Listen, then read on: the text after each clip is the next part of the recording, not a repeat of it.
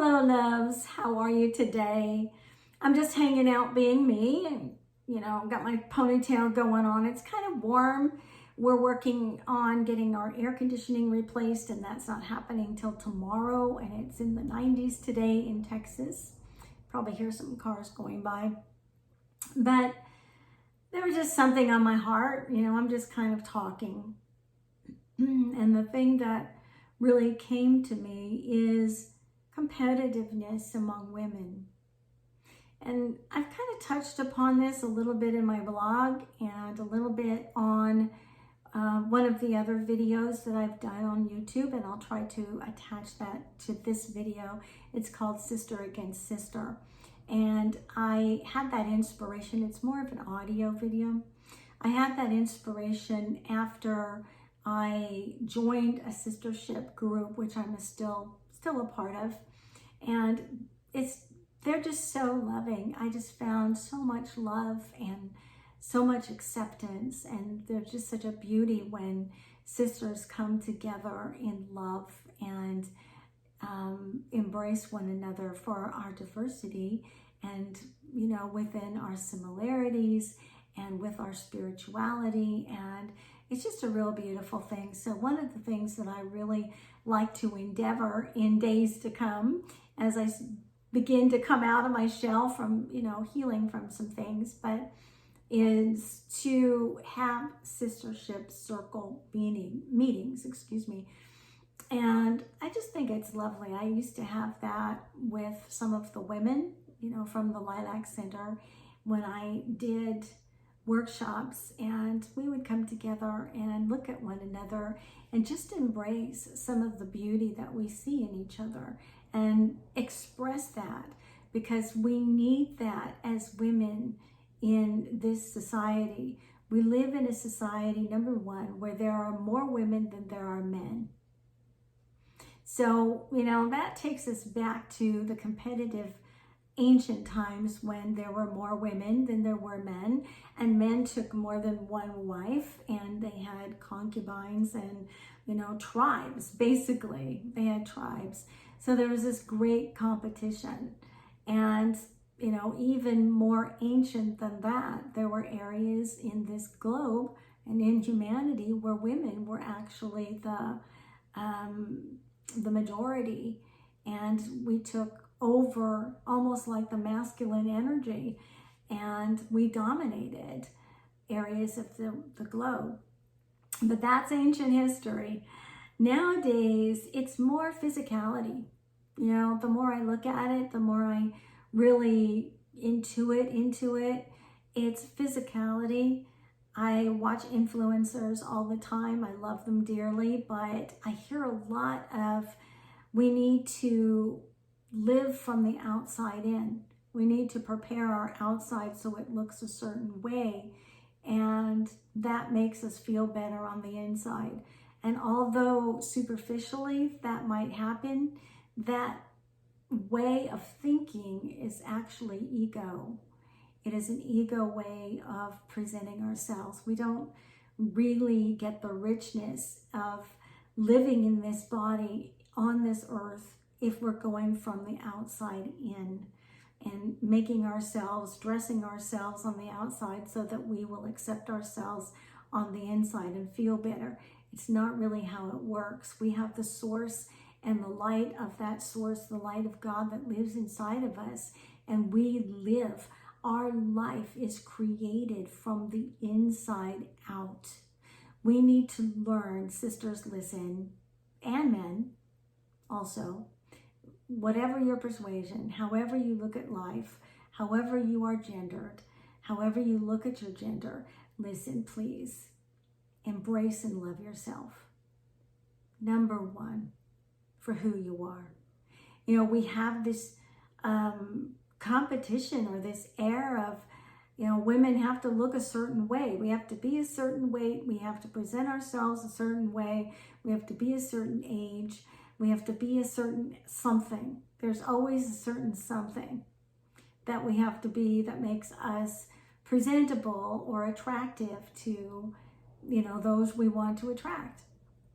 And that's not really what it's about. We really don't have to be anything on the outside except to embrace who we are as a person. And this is an inside job. This is something that we need to do personally. There isn't anybody, I mean, people can edify you and tell you how beautiful you are. And for a time, yes, you'll believe it. But if you're somebody who goes through relationships and you feel like you're going to be the discard, like you are one step away from being a discard and one step away from being left behind or being replaced by someone else, then what you're attracting is according to how you feel about yourself. And I know that this is very, very hard because we want to point fingers and blame, but this is happening because we're not loving ourselves as women. We need to love every part of who we are in this shell that we have chosen to embody. Physicality is not the number one attribute of us as women. The number one attribute is the God source that lives inside of us, the part of us that creates, the part of us that is beauty and love and power and grace and mercy and all of the wonderful things that come with the power of love that is God. That is the uniqueness of who we are. We are powerful creators, and that's how we need to see ourselves when we really, really embrace who we are and the power of who we are. We're like the phoenix. We rise up out of the ashes, and it's like, I have arrived.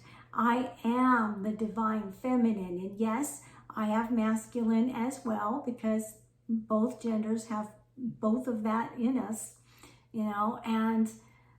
But when you do embrace and love every part of who you are, you begin to attract according to that love and power. And you attract those who embrace you and love you for the soul and the beauty of that soul that you are. And all of the other things that are on the outside, they don't make any difference. You know, it's not like we need to be a certain way to be attractive to certain people in order to keep them.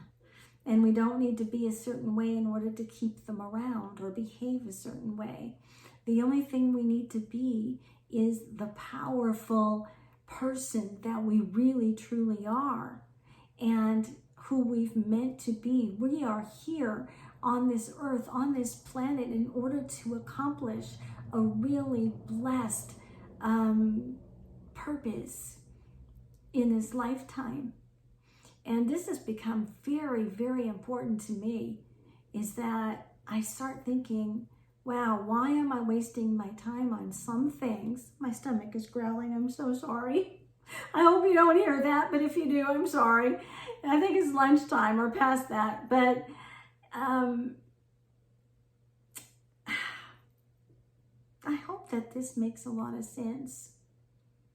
You know, out of all the things that you do in life, out of all the things that you accomplish your purpose, get over your hurdles, heal the wounds that are inside.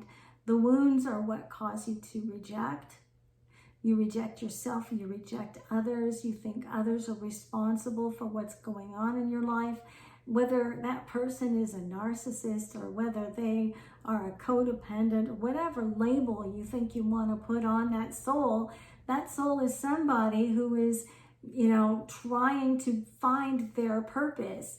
They may not even be aware, but there's a reason we're all here, and our purpose is all just as diverse as we are. But it's more important to have that soul shine than it is to have whatever it is on your body or however you look in your body. You know, be a beautiful person on the inside. Be a person who shines like the source. Embrace the power of our Creator, however you want to label our Creator, the source, God, all that is. It's all the same, and we all have that light within us, and it makes us all precious. It makes us all precious. So with our wounds, with our scars, I mean, I have a scar on my face from surgery because I had skin cancer, and it went all the way down to my forehead. It was a nickel-sized amount of cancer. So I actually have a scar that goes from the center of the one side of my forehead all the way down my eyebrow. And a lot of times, you know, I have to make sure I've got the eyebrows going on because that's what shows. It's just like a blank area there. But that just shows that I survived something. That the scars that are on the outside are just very superficial. You know, I had 5 children. One of them was a C-section.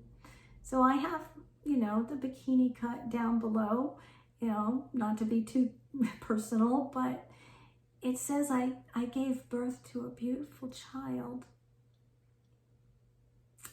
And every time I see it, it reminds me of that beautiful moment. Those are the things that we should be doing. When we see what we think are flaws, we should see and understand the strength and the flexibility and the ability to get through all of the things we've been through on this earth so far. Love yourself. Love your soul. Love yourself all the way down to a soul level. Ground yourself in love, in peace, in all of the power that comes from our source. This is what is important. We need love to heal from the soul level. We live from the inside out. The beauty that we shine on the outside, that comes from the beauty that's on the inside. You know, a lot of the influencers, bless their hearts, they have it a little backwards. We don't live from the outside in. We live from the inside out. So, you know, I think I'm repeating that, but you know what? If I am, I need to. I need to. It's something, it's a message that needs to be embraced. We need to not be in competition with one another. We're not ancients any longer, but we are arising as women, and we're strong, and we are flexible, and we are viable, and we are vibrant, and we are fire on this earth. There's an element that's deep inside of our belly, and that is the element of fire. And it says, I rise up, and I am here, and I'm here for a purpose and a passion and a reason. And it is precious. You are a gift. And if you don't receive anything in this message today, receive this, that you are a gift to this life. You are. And I might not know you, I may know you, you know, whoever is listening, whoever is watching, but I just want to tell you, I love you. I love you. Love yourself first and foremost before you go on to that next relationship, before you decide to make another decision within that relationship you're in, before you decide you need this or that in order to be accepted. Love yourself enough to accept every part of you. And you will heal, sister. You will. And you will start to attract better in your life. So I'm just loving you from here. Thank you for enduring some of my rant or my rampage. I just was feeling it very strong. And I think what I'm feeling now is I need to go and get some lunch because my body is telling me, and it is actually talking very loudly, that it is time to go fortify it. So I'm just going to leave you with that, leave you with some thoughts, think it over. If you need to contact me, please call me. I'll leave my number below if you want to have a session or just chit chat just for a little bit. I'd love to do that with you. But if you leave a message, please leave a complete message with your name, the reason you're calling, and I'll get back to you as soon as I can. Until then, many blessings to you. Namaste. I'm loving you from here, and I'll talk to you again real soon. Bye-bye.